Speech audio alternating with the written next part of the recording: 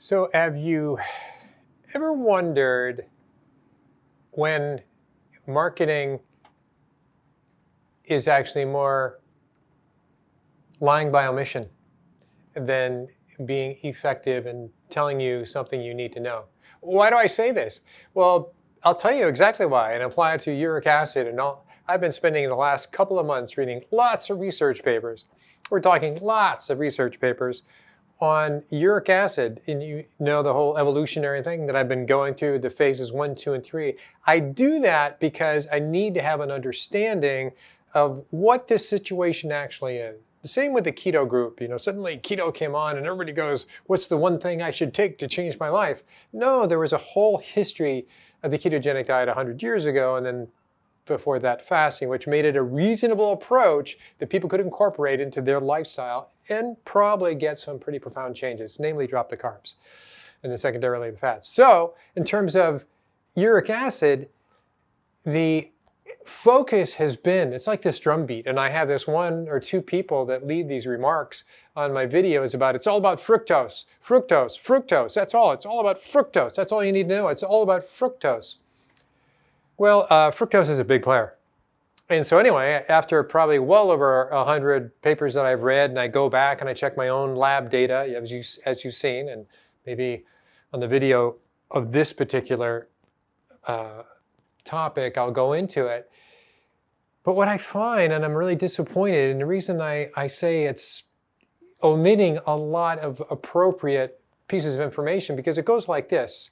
If I tell you, present a problem, if I present a problem to you and I go, it is so terrible, it's so terrible, I'm not quite sure how you're going to get over it. But there is this one thing. There is this one thing that maybe it might be a chance that it could help you. And when I tell this story, I've omitted various other contributing, perhaps alternative solutions to make it seem like this one thing that maybe might work, but might have side effects. Maybe though, you're so willing to try it because I've told you the story of how bad the situation is, and then saying, and you have this situation, and here, would you like some help? And so what I mean is the research around uric acid has been so focused on fructose, and whether it's, we're eating it, it's in our diet, so dietary fructose, that's eating fruits, and that's eating sugar, sucrose, fructose and glucose, we've been through that, right? So that's in your diet, and that has increased over the last 70 years, and that has been the driver of you creating purines, which gives you elevated uric acid. So now you have other things, then that's on the liver, and the liver depletes the potassium, phosphate, and that drives up the purines. Okay, so that's the fructose that you're eating does that.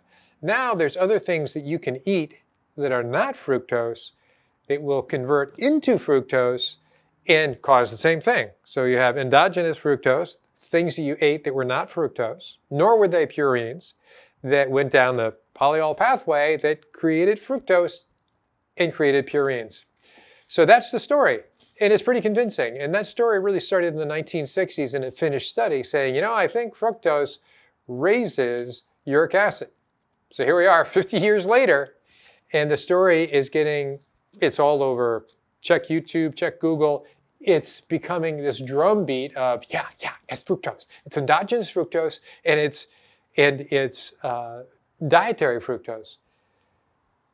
But the guy who's been telling the story, who's actually done most of the research, which is really profound research, has a patent on the fructose, the thing that converts fructose into purines. It's fructose kinase. I've skipped a couple steps because I don't want this to be about biochemistry. I want this to be about other things that can reduce your uric acid that you have not been told about. So I'm not saying that's wrong. I'm saying it's an incredible story, well researched, the evolution that we've gone through in past videos. But guess what? In this particular telling that fructose, dietary or endogenous, is so important, he didn't tell you that, elevated omega-6, linoleic acid, seed oils, if you will, that drives up purines.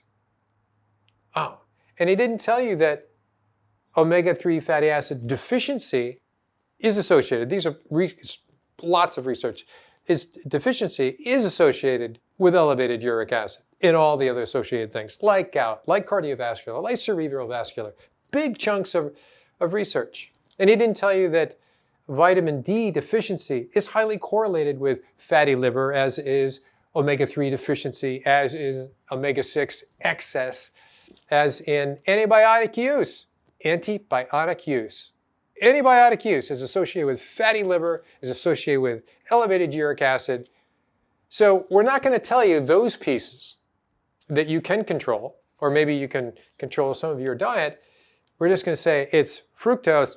Gosh, it's sugar. Our diet is so rich in sugar. Don't worry about changing your diet. Don't worry about eating less sugar. Take the medication. Take the drug.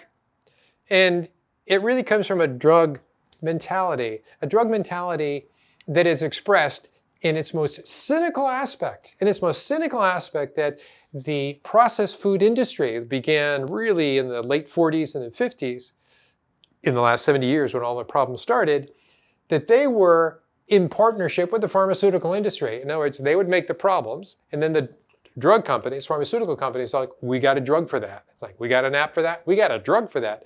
And they go back and forth. So it's not about personal responsibility or saying, gosh, why don't we make some changes in your diet? Alcohol was another one that clearly is one of those things that drives up the endogenous fructose, that drives up the endogenous purine production, and all the other problems that I've already named, the obesity, diabetes, the dementia, the Alzheimer's, the cardiovascular, you got it. It's the same thing. These are other factors that are very addressable, but the problem is these are the factors that fall onto either personal responsibility or us collectively saying processed foods is bad news and we need to change that industry. So instead of saying, hey, we need to change that industry and here's what the research says, we're saying, hey, don't worry about that. We got a drug for you, maybe two. And this model comes off of back in the 60s when allopurinol was invented in the late 60s. And the guy who made a ton of money. He got his patent and he got a Nobel Prize. That's a pretty sweet deal all in all, wouldn't you say? Well, now what they're saying, well, people who take allopurinol, yes, it does have its side effects of acute kidney toxicity and acute liver toxicity, but they say that's rare, but it's well documented. It can't be that rare. And if you couple that with another drug called an ACE inhibitor, well, there you go. We can help you step away from metabolic syndrome and fatty liver, but we give you other issues. So my cynicism here, right up front, is that the story is wonderful and the research is incentivized by the idea you have a patent, and it's actually a number of patents, and I'll get into those details into the video that is coupled with this in the YouTube series. But the idea is personal responsibility is really there are other ways that we can address elevated uric acid. Yes, some of it's dietarily, but changing the things that we eat that create the endogenous aspect. That's part of our responsibility too. I've already named them. We can bring down and not use seed oils, check. We can increase the omega-3, the fish oils, check. Increasing our omega-3, as I said, the fish oils. We can increase our vitamin Ds. These are things that are measurable. These are things that your doctor or you can request these particular levels. You can say, what is my vitamin D? What is my uric acid level? What is my omega-3? What is my omega-6-3 ratio?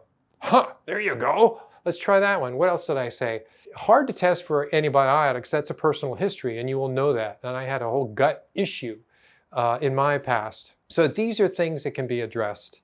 And that's my point. It's a degree of personal responsibility. It's a degree of collective responsibility in terms of looking at the processed foods and all the nefarious, negative, bad, lethal aspects that they have in their composition. Well, I forgot to mention that the seasons have changed in eastern North Carolina and is now well into the fall, though today is actually a pretty warm day. It is going to be a cold week. We're talking below freezing temperatures, which is rare. But back to the topic, I'm a little bit disheartened. Really got deep into the biochemistry. I certainly understand how purines are made, what you can do to change it. But so much of our research, it's just the reality of today. So much of our research is driven is incentivized by a drug manufacturing. That's where we get the information. It's not somebody who just goes, you know, I think I want to look into something. So the critical things that have to do with purine, about lowering your purine, and what you have to do about it is you have to insert yourself into the equation. And what does that mean? It means you have to monitor it either by going to the lab and finding out what is your uric acid level, and you need to do that on a regular basis. Or you need to get a meter, and I showed you what we use, and it will be at the end of this video as well. You need to get the meter. I love the FORA 6 because it can measure ketones, uric acid, cholesterol, and glucose. And let me say, do not take vitamin C while you're measuring your glucose, because it's going to give you a higher number than reality. So just don't do that. But anyways, you have to insert yourself. You have to bring yourself to the table about monitoring what you do and track it together with your diet. That's how you really get clean to understanding this. Perhaps you want to just go get this drug that's in the offing, this patent, one of the two enzymes that are going to be blocked, and therefore you won't have any of those downstream problems, but you'll have the upstream problems from blocking those things. So when it comes to looking for solutions, it is 99% in what goes through your mouth. Some of it is dietary, right? You're eating the dietary purines, you're eating the dietary fructose, primarily in the form of sucrose, and of all the products that are out there, right? Sugar's in everything. That's what we're calling it. Sugar is in everything. Fruit really has very little to do with it, the actual fruit, and the fructose and fructose. So that's minor, pretty much non-existent. And there's a great story behind that too, why that is. But you have to look at these things. I came to this not for some sort of intellectual understanding of what was going on. It's like, how did I get gout or a pseudo gout? It was still kind of vague in between. It's because I had to learn about uric acid, what cranks up uric acid, what is the metabolism of uric acid, which then obviously coupled with metabolic syndrome, which coupled with elevated glucose and so on. So it does go together. These are not isolated pieces of information. There is a holism that goes together, but primarily it comes back to good old-fashioned personal tracking. And the biggest culprits are certainly the endogenous fructose that is created by metabolizing alcohol, endogenous fructose that is taken in through sucrose, I guess that would be more dietary, that goes into increasing your glucose and taking in, if you ate a lot of starches and saying, no, I've decided not to have any fructose, I'm just going to have starches, which are glucose, right? That was the phase one. They just had starches and they had alcohol. So you still can get there by having too much glucose. Too much glucose converts into fructose. Fructose, there you go again, depletes the liver of phosphates. Depleting phosphates drives up the uric acid, boom. So that's how you're creating it. But these other things are keeping you from being able to excrete it and get rid of it out of your body. So unless you want to have continued elevated uric acid, which means joint pain, arthritis primarily, we're talking gout, unless you want to have long-term elevated uric acid that leads to dementia, Alzheimer's, long-term uric acid that leads to cardiovascular problems, long-term uric acid that leads to obesity, diabetes, this is a pretty straightforward answer about what you need to do. I would definitely think about fish oil. I would definitely think about how much alcohol you're having and what kind of alcohol. Beer is the most offending, and we'll get into some of those details that I've hit in other videos as well. So my pitch here, my somewhat passionate pitch, is by saying, you now have to say, the good thing is, I can take charge of this. It's not like this cloud of, I don't know what's happening. I just walk around and I feel awful. No, no, no. You now know. You can't deny knowing now. The question is, are you going to take action on what you know? I so hope you do. I so hope you do. More to come.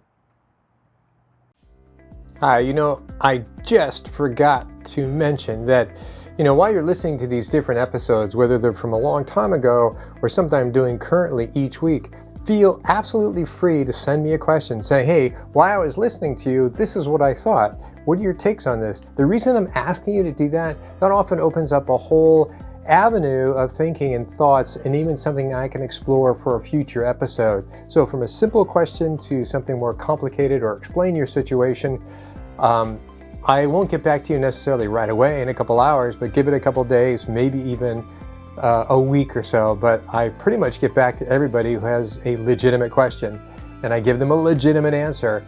And sometimes if I don't know or can't give them a very specific answer, I say, I will look into it and I'll make an episode of this. So feel free to communicate. I hope you enjoy what we're going over. This is meant to be you and me on a walk together. Kind of, I'm talking to you, but you can talk back to me should you want to. Till next time, okay? Take care. Bye-bye.